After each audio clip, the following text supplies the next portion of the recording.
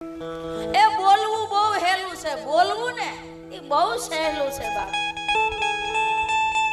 માણસ કામ કરવા નીકળે ને ત્યારે એમાં 50 વિઘન આવે છે.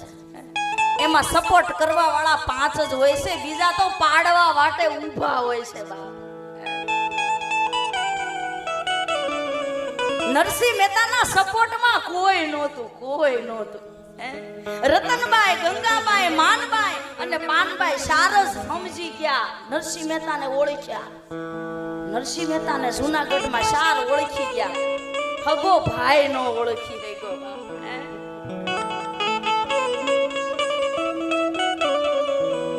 હર એક સંતોનો તમે ઇતિહાસ લઈ લો ને સુરેશભાઈ, તો અહીંયા કોઈને ઓળખ્યા નથી બાપ. બાકી તમે આખા પરિવારમાં 5 જણા, 7 જણા, 10 જણા તમે ઘરમાં રહેતા હો ને, ન ઓળખી શકો.